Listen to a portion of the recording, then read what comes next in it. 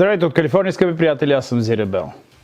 Хубаво е, докато едно дете расте, ако искаме да стане човек от него, разбира се, да има идоли, хора, на които то може да се възхищава. Хора, на които това дете иска да подражава и от ранна възраст да мечтае, когато порасне, да стане като тях или пък дори да постигне още повече от тях. В миналото България има много такива идоли, като Хан Аспарух, Цар Симеон, Васил Левски, Христо Ботев и още много други артисти и таланти, като Тодор Колев, Георги Калуянчев, Стоянка Мутафова бяха хора, които и до ден днешен са достойни за уважение. А Лилия Иванова, една от многото добри изпълнители, невероятни изпълнители, остава безспорен идол както за младите, така и за по-възрастните поколения и продължава да пълни зали.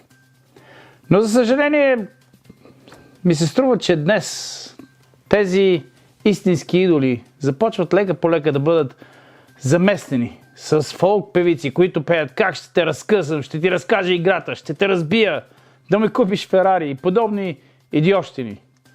Какъв прекрасен урок за бъдещите майки и съпруги, само да не са ти в къщата. И докато тези талантливи идоли заглътяват лично, нацията обеднява, защото те допринасят за моралната деградация на обществото. Утрешното общество, което е в ръцете на днешните дечица, колкото и безпомощни в момента да изглеждат те. Именно те са бъдещето на България. Държавата, която има славна история, будни хора, духовност и потенциал, но която все повече и повече губи моралните си ориентири, защото подменяме ценностите с шум, пошлост и фалшиви герои. А тук в Америка нещата не са много по-различни. Национални герои като Вашингтон, Линкълн, Франклин, Нил Армстронг, братя Райт, Едисън са заместени пък с местните световно известни кретени. Сега, не казвам, че е лошо да се забавляваме. И не казвам, че има нещо лошо да ти харесва певец или актьор. Просто казвам, че много често този певец или актьор е харесван не защото е мъдър или защото можем да се учим от него, а защото просто неговата музика или актьорско майсторство просто ни впечатляват и харесва. Да не говорим, че някои от тези в нашите очи легенди, изпълнители, на които ние всички се възхищаваме, нерядко умират от предозиране с наркотични вещества, като например Принц, Майкъл Джексън, Мерилин Монро, Уитни Хюстън, Елвис Пресли и още много други хора. С други думи, често тези, които ние обожаваме и боготворим, се оказват хора с невероятни лични проблеми, с които ако бяхме запознати, не бихме ги толкова много идолизирали, а бихме ги съжалили и бихме им съчувствали. Дори и предполагам бихме се опитали да им помогнем. И с опасението да звуча малко като прадядо, се чудя какво се случва с този свят и какво ще стане с него, заради тези идоли, с които днешните поколения растат. И най-вече какво може да очакваме от тези поколения, ако те благословят не много умни инфлуенсъри и техните герои и идоли са хора с много често ниско образование и подобен интелект. Още веднъж, това, че си талантлив или известен, в никакъв случай е очевидно, че не те прави умен и за съжаление много често е точно противоположното.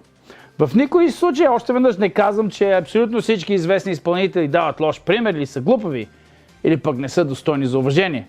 Тук говоря за тези, които не са. Тези, които натрапват своите виждания и политически мнения на всички нас. Които, когато отидем на концерт, не отиваме за политически урок, а отиваме там за забавление и за да избягаме за малко от лудите проблеми на странния свят, в който живеем. Всъщност, като си помисля малко, ако не ги наричам глупави, във всеки случай ги смятам за наивни. Защото е много по-лесно да убедиш някой с ниска интелигентност в каквото и да било, отколкото някой, който е разумен и мисли със собствения си мозък. Така че е лесно за разбиране защо когато левите медии ни натрапват нарочно извратени и корумпирани мнения, нашите идоли са хората, които първи лапат куката като шарани и слагат мегафона на устата и тръбат фалшивите или най-малкото манипулирани новини. Например, Холивуд, който се намира на минути от тук, е безкрайно ляв и екстремно либерален. Но това не е трудно да се разбере, защото това са група хора, които живеят в собствения си затворен мехур, тупат един друг по гробовете си и разпространяват лъжите на медиите, които копират безусловно. Аз лично съм приятел с много от тях, защото не мисля, че различните ни политически възгледи трябва да ни разделят и да са повод за омраза. Защото раздели и владей е точно целта на много от политиците. Това, което ме дразни обаче е, че най-лудите и може би често най-глупавите, обикновено са най-гръмогласните и пробутват изкривените си виждания, които копират един от друг на целия свят. И хората, които сляпо им вярват, протестират и се борят за идеологии, които самите те лично не разбират и всъщност са пагубни за всички нас. В навечерието на 250 годишната на една от най-великите страни на света, САЩ, след България естествено, по времето на едно от най-големите събития в американския спорт, Супер Бол, Bad Bunny, или буквално преведено лошото зайче, мучеше по микрофона на испански и над 310 милиона човека в Америка нямахме никаква представа за какво този смешник плямпаше и изтезаваше нашите уши и нашите с нищо не заслужили това мъчение души. Сега, докато няма нищо лошо да слушаме музика или песен на чужд език, какъвто и да било той, според мен има много лошо, когато тази песен или по-точно това шоу беше нарочно на испански, за да покаже среден пръст на Америка и на имиграционните агенти, които отстраняват престъпници от улиците ни. И да покаже също така среден пръст на американското правителство. Част от неговите думи, ако имахте нещастието в този момент да говорите испански, щяхте да разберете. Сега не мога да ги кажа буквално и нямам никакво желание да ги кажа честно, но се говореше как леки момичета, щяло да го Дори в Пуерто Рико, това предполагам не е за национален ефир. Да не говорим, че Супер Бол беше гледан от повече от 170 милиона души, които от тях имаше деца със своите майки до тях. Но кой всъщност е лошото зайче? След да се отказа от колежа е човек, който е работил на касата, който изслага продуктите в турбите. И ако нямаше възможността да пее или каквото се нарича това, което той върши по микрофона, това най-вероятно щеше да му е професията, с която щеше да се пенсионира. Сега, лошото зайче сигурно не е толкова лошо зайче. Дори аз си мисля, че добро е зайче. И иска да направи хубаво зайче. Но със сигурност е супер тъпо зайче, което няма никаква представа за последиците от глупостите, които таралянка. А мъдреца пък дори анулира концерти в щатите под тъпия претекст, че ако има концерт тук, имиграционните агенти щяли да арестуват неговата публика. Ако имаше малко мозък, ще да знае, че единственият начин, по който те щеха да арестуват неговата публика, е ако тази публика е нахлула в страната нелегално и са убийци, крадци и престъпници. И да не говорим изнасилвачи. Но какво постигна той, освен всъщност да ядоса повечето от нас с мозък в главите ни?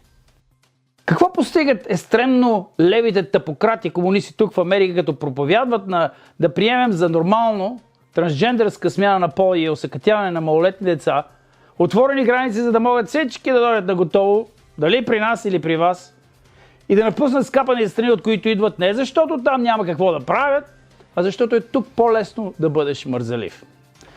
И вярвайте ми като кажа, че те не го правят за да направят нашия живот по-добър и не ги е грижа за нас или за имигрантите или за който да било. Те го правят за да имат повече гласове в следващите избори и повече малумници, като лошото зайче им помага. Нека вземем друг пример. Робърт Де Ниро, който всички обичаме и уважаваме като актьор. Той потресе всички нас с мозък в главите по времето на COVID, когато благодареше на губернатора на Ню Йорк Куомо за невероятната работа, която е свършил, за да пази Ню Йорк от COVID. Докато в същото време същия губернатор Куомо е виновен за смъртта на над 12 000 възрастни хора. Наистина виновен, защото вместо да ги сложи под карантина и да ги настани в кораб, който беше осигурен от Доналд Тръмп, корабът остана абсолютно празен, а по негово нареждане възрастните хора се бяха изпратени обратно в старчески домове, за да заразят своите съквартиранти. Резултатът 12 000 баби и дядовци, майки и бащи умряха като кучета, без да имат право близките да са от тях. Ево, Де Ниро, с теб не съм се срещал и сигурно не си лош човек. Сигурно си добър човек, но ако беше малко по-умен, ще си направиш труда да прочетеш истината, да разбереш, че май хвалиш сатаната за добри дела. Известни певци и изпълнители също така помагаха на Камала Харис да стане президент в нейната кампания и обещаваха, че тя е по-добрият избор за бъдещето на Америка и на света. Какво ще стане, ако тя в момента е президент? Щеше на всички дупе да ни е яко. Камала Харис, която между другото изхарчи над 1,10 милиарда долара за предизбирателна си кампания. И пак загуби. Но се оказа, че всички тези изпълнители, които уж се бореха за кауза на света, са били платени под масата милиони долари. Накрая, аз не казвам да изключите телевизора и радиото, когато чуете някой, който пее или играе в интересен филм. Аз да ти го призная честно, наистина го правя и когато видя и чуя някой в ефир, който проповядва, вместо да пее и играе, да ме забавлява всъщност, или сменям канала, или изключвам телевизора. Аз просто също искам да кажа тук, че трябва всички тези хора, които гледаме по телевизията, включително и мен, да ги взимаме с доза съмнение и да мислим със собствения си разум. Вместо да разчитаме сляпо на някой човек, който ни убеждава в своите собствени идеи и виждания. Особено когато не сме включили канала или телевизора, на който те го дават, телевизията в ефир, за политически урок.